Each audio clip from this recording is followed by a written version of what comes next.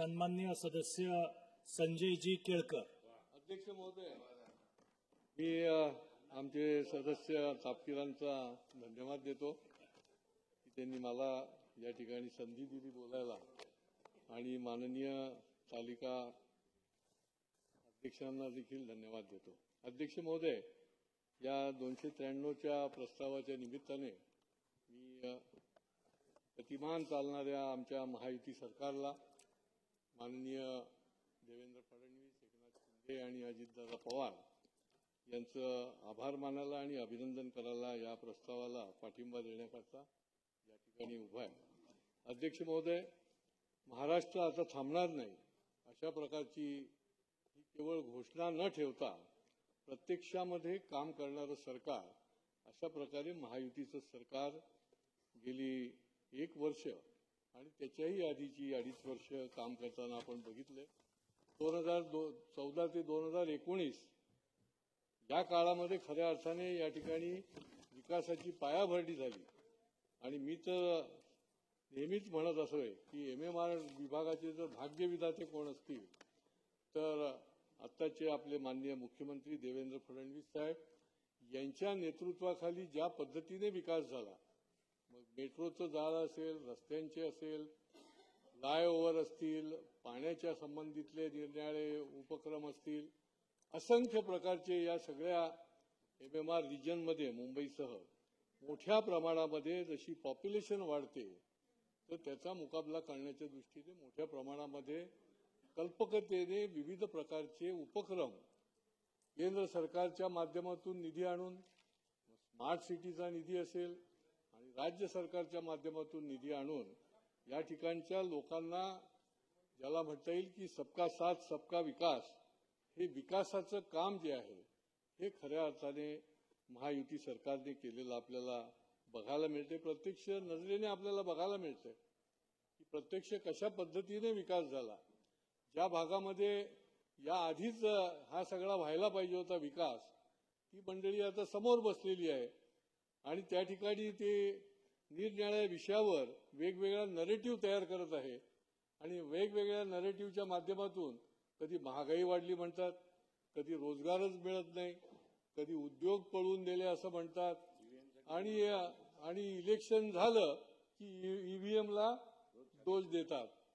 आणि त्याच्यामुळे खऱ्या अर्थाने जर आपण आकडेवारी जरी बघितली तर NDA सरकार, महायुती सरकार आणि UPA सरकारची देशभरातली जरी आकडेवारी बघितली तर गुंतवणुकीमध्ये देखील $308 अब्ज आधीच्या UPA सरकारचा होतं, आणि या गेल्या 10 वर्षामध्ये आपल्या सरकारचं $748 अब्ज ही गुंतवणूक झालेली. आणि त्याच्यामुळे हे नरेटिव्ह लावायचा, नवीन प्रकारचं चुकीच्या पद्धतीने लोकांना सांगायचं, अशा प्रकारचं काम विरोधक करत गेले आणि त्याच्यामुळे आणखीन गाळात जायला लागले. या विधानसभेच्या निवडणुकीमध्ये लोकांना लक्षात आलं की खरा विकास जर कोण करणार असेल तर ही माणसं करणार आहेत, आणि त्याच्यामुळे त्यांनी फार मोठं बहुमत असं महायुती सरकारला दिलेलं आपल्याला बघायला मिळतं. अध्यक्ष महोदय, रोजगाराच्या संबंधामध्ये देखील आधी छाती बडवत सांगतात की रोजगार इथून निघून गेले, रोजगारच मिळत नाहीये. याच्यामध्ये हे आकडेवारी सांगते की त्यांच्या काळामध्ये फक्त 2,19,00,000 रोजगार निर्मिती झाली, आणि आमच्या काळामध्ये रोजगाराची निर्मिती जी आहे ती 18 कोटी झाली. अध्यक्ष महोदय, आणि त्यामुळे खऱ्या अर्थाने उद्योग असेल, रोजगार असेल, याच्याकरता जी पायाभरणी करायला लागते, जे इन्फ्रास्ट्रक्चर उभं करायला लागतं अध्यक्ष महोदय, ते खऱ्या अर्थाने जर कोणी केलं असेल तर आमच्या सरकारने केलं. आणि त्याच्यामुळे आम्ही सबका साथ सबका विकास जो म्हणतो तो केवळ बोलण्यापुरता नाही तर खऱ्या अर्थाने विकासाची गंगा जी आहे ती आपल्याला या ठिकाणी बघायला मिळते.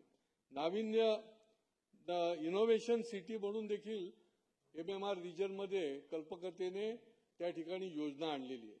नव्या मुंबईसारख्या ठिकाणी 250 एकर जागेमध्ये ही इनोव्हेशन सिटी निर्माण होते अध्यक्ष महोदय.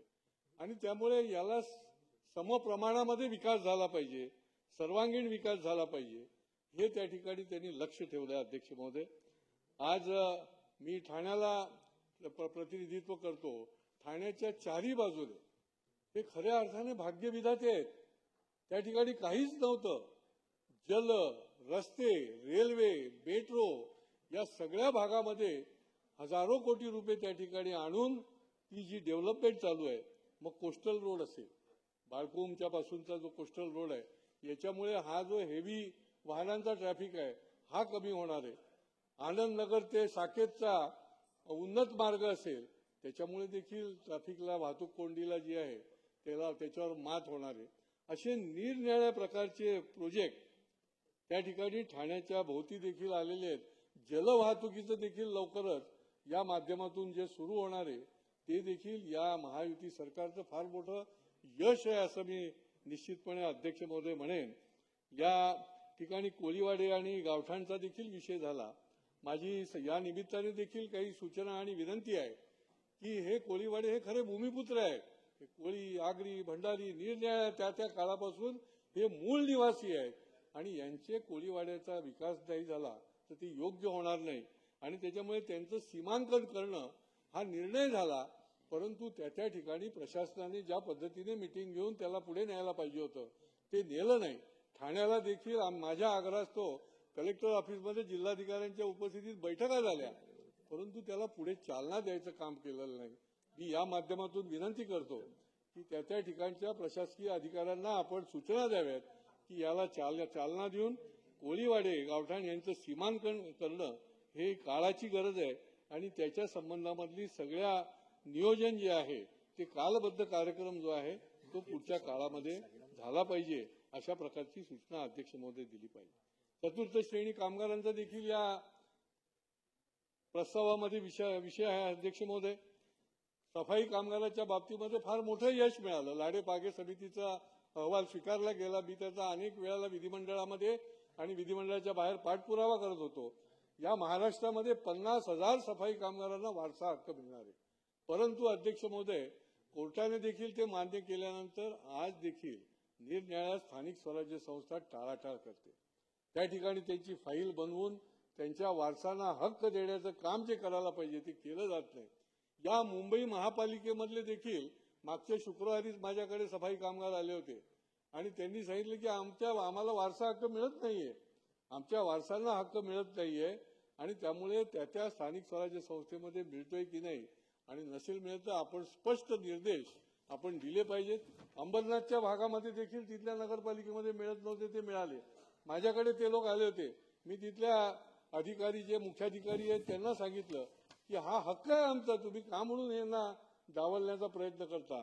आणि त्याच्यामुळे या संबंधामध्ये या सफाई कामगारांना देखील त्यांचा हक्क मिळाला पाहिजे. अध्यक्ष महोदय, बंद कारखाने हे ठाण्याच्या अवतीभोवती मोठ्या प्रमाणात आहेत. अध्यक्ष महोदय, त्यांची जुनी देणीच दिलेली गेलेली नाहीत. अध्यक्ष महोदय, त्याच्यावर देखील शासनाने स्पष्टपणे काही निर्देश देण्याची गरज आहे. अध्यक्ष महोदय, 20-20 वर्ष म्हणजे अर्धे कामगारांचं निधन झालं पण त्यांना त्यांची थकबाकी मिळालेली नाही. मफतलाल कंपनीचा लढा आम्ही लढलो. मफतलाल कंपनीचे 3 वेळा लिलाव देखील त्या जमिनीचा निघाला, परंतु प्रत्यक्षात ती कोणी घ्यायला आलं नाही. अध्यक्ष महोदय, त्या ठिकाणी 3,500 कामगार होते, त्याच्यातले अर्धे कामगार तर त्यांचं निधन झालंय, पण आजही प्रत्यक्षामध्ये त्यांच्या हातामध्ये जी रक्कम मिळायला पाहिजे ती मिळालेली नाही. आज वागळे इस्टेट सारख्या ठिकाणी इंडियन रबर कंपनी अध्यक्ष महोदय, त्याच्याकरता आम्ही लढा लढतोय. तिथले देखील कामगार 20 वर्ष झाले त्यांची थकबाकी मिळाली नाही आणि त्या ठिकाणी क्लस्टरच्या निमित्ताने महापालिकेने या इंडियन रबरची जागा देखील तिथे इमारती बांधायला दिली, पण कामगार जो आहे तो अजूनही बाहेर आहे. त्याला त्याची थकबाकी मिळण्याकरता शासनाने स्पष्ट निर्देश द्यावेत, ही देखील मी या कामगारांच्या माध्यमातून मागणी करतो. अध्यक्ष महोदय, आज मोडकळी झालेल्या इमारतींचा विषय देखील यामध्ये आहे. अध्यक्ष महोदय, शहरामध्ये अनेक धोकादायक मोडकळी झालेल्या ज्या इमारती आहेत त्यांचा पुनर्विकास चालू आहे. शासनाला मी धन्यवाद देईल आदरणीय फडणवीस साहेबांना की त्यांनी त्याच्या FSI वाढवून दिले. ते इमारती ज्या आहेत त्या योग्य पद्धतीने व्हाव्यात त्याच्याकरता त्यांनी त्यांना मदत केली. पण प्रत्यक्षामध्ये ज्यावेळेला पुनर्विकास करायला विकासक आले तर त्या ठिकाणी हजारो त्या ठिकाणचे रहिवासी आहेत ते आज जीव मुठीत धरून आहेत. अध्यक्ष महोदय, अनेक ठिकाणी विकासकांनी त्यांना फसवलेलं आहे. इमारती झालेल्या नाहीत. विकासकांनी त्यांच्याकडनं पैसे जादा बांधकामाचे घेतले आणि दुसरीकडे वापरलेले आहेत. त्या इमारती पूर्ण झालेल्या नाही, त्याची फसवणूक झाली आहे. EOW मध्ये त्यांना त्या ठिकाणी गुन्हे नोंदवलेले आहेत. पण आता किती वर्ष वाट बघणार अध्यक्ष महोदय? शासनाने याच्यामध्ये पुढाकार घ्यायची गरज आहे. ठाणे परिसरामध्ये जवळजवळ 4,000 ते 5,000 लोक हे अशा पद्धतीने हवालदिल झालेले आहेत की जे फसवणुकीचे बळी ठरलेले आहेत, की ज्यांची पिढी बर्बाद व्हायला लागलेली आहे. आणि त्यामुळे या मोडकळीस आणि पुनर्विकासाच्या निमित्ताने काही अशा पद्धतीने काही असे नियम बनवायला पाहिजे की ठराविक पिरियडमध्ये त्याचं बांधकाम झालं पाहिजे आणि तिथल्या रहिवाशांना घरं मिळाली पाहिजे. म्हाडाच्या ठिकाणी देखील ठाणे वर्तकनगर भागामध्ये अशा 10 इमारती आहेत की ते 20-20 वर्ष अजून वेटिंगमध्ये आहेत आणि तिथले लोक बाहेर आहेत, त्याला भाडी मिळत नाहीत, बिल्डरने फसवलंय, त्यांना कुठेच दाद मिळत नाही. EOW कडे तर इतकी कामं आहेत की यांचं होता होता 10-10 वर्ष जातील अशी अवस्था आहे. आणि त्यामुळे यांना न्याय देण्याकरता देखील काही जर नियम बनवला, काही कठोर अशा प्रकारचं त्या ठिकाणी एक वेगळा सेक्शन जरी उघडला तरी देखील ही मंडळी जी आहे यांना दिलासा मिळेल. नाही तर ही आता जी आहे ते अध्यक्ष महोदय अत्यंत हवालदिल अशा परिस्थितीमध्ये त्या ठिकाणी हजारो नागरिक त्याच्यामध्ये भरडले गेलेले आहेत. विकासकांच्या मुसक्या बांधण्याची गरज आहे, जे फसवणूक करणारे विकासक आहेत. आणि त्यामुळे ही प्रभावी काही योजना जी आहे ती त्या ठिकाणी आणली जावी. अध्यक्ष महोदय, SRAच्या संबंधामध्ये देखील काही SRA चांगले चाललेले आहेत, परंतु आमच्या इथं त्या SRA मध्ये CEO जे त्या ठिकाणी स्वतंत्र ठाण्याकरता CEO नेमला, परंतु हे CEO जे आहेत हे आता त्यांनी बदलले आणि दुसरे आणले.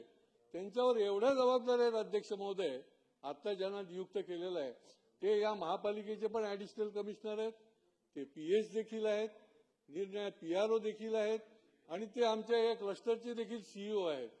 ते कशी या ठिकाणी न्याय देऊ शकणार? कसे या SRA प्रकल्पाला पुढे नेणार? कसं त्यांना हे सोडवणार? SRAचे अनेक प्रकल्प जे आहेत लोकांना भाडी मिळत नाहीत, त्या ठिकाणी त्या दबावाच्या खाली त्या विकासकालाही काही होत नाही.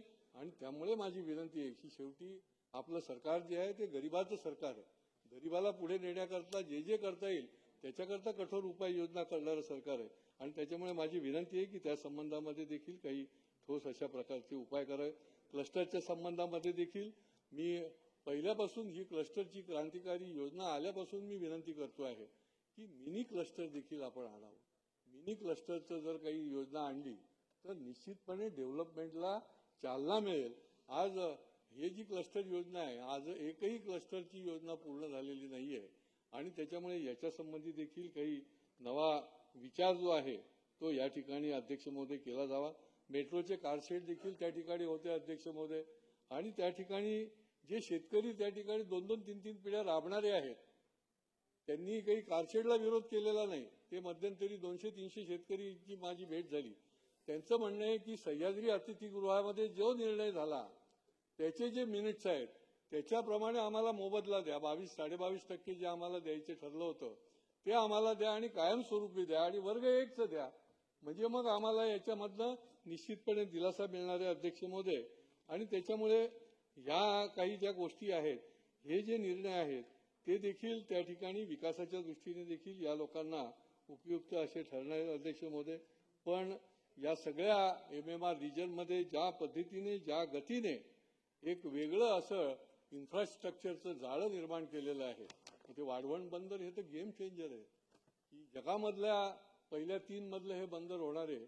आणि महाराष्ट्रामध्ये आणि देशाच्या अर्थव्यवस्थेमध्ये तिसरी अर्थव्यवस्थेकडे जी आपली वाटचाल आहे त्याच्यामध्ये आपल्या महाराष्ट्राचा आणि या MMR रिजनचा फार मोठा सिंहाचा वाटा अध्यक्ष महोदय ठरणार आहे. आणि त्यामुळे हे एक गेम चेंजरची जी काही समृद्धी मार्ग असेल, हा वाढवण बंदराचा असेल, हे अतिशय प्रभावी काम या महायुती सरकारने सुरू ठेवलेलं आहे.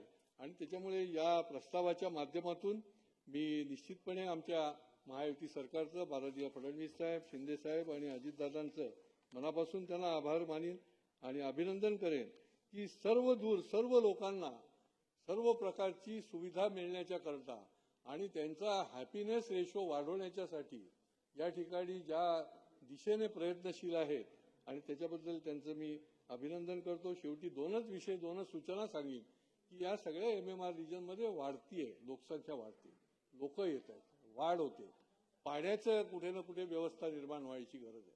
आज देहरचे धरणाचं काम चालू आहे, पण ते काही आमच्या या ठाण्यापर्यंत मिळणार नाहीये. ठाण्याला धरणची योजना आहे, परंतु ते प्रत्यक्षामध्ये निरनिराळ्या माध्यमातून त्याला विरोध होत असल्यामुळे त्या ठिकाणी काही नाही. ठाण्याची लोकसंख्या इतक्या झपाट्याने वाढते की रोज शेकडो टँकर्स आम्हाला द्यायला लागतंय. तर या ठिकाणी हे देखील आपल्याला पाण्याच्या नियोजन जे आहे त्याच्याकरता ठोस अशा प्रकारचं पुढच्या काळामध्ये काम करण्याची गरज आहे. आणि दुसरी या ठिकाणी डम्पिंग जे आहे, कचऱ्याची व्यवस्था करायला प्रयत्न करताय, परंतु ज्या दिशेने आणि ज्या गतीने करण्याची गरज आहे, तर ही डम्पिंगचा जो प्रश्न आहे तो देखील तातडीने सोडवण्याची गरज आहे. जागोजागी कचऱ्याचे ढीग बघितल्यावर आपल्याला देखील खेद वाटतो आणि निरनिराळ्या ठिकाणी कुठेतरी कचरा टाकला जातो. वाढत्या या सगळ्या भागामध्ये या सगळ्या सुविधा देखील पुढच्या काळामध्ये कराव्या, अशा प्रकारची मी विनंती करतो आणि माझं बोलणं संपवतो. धन्यवाद.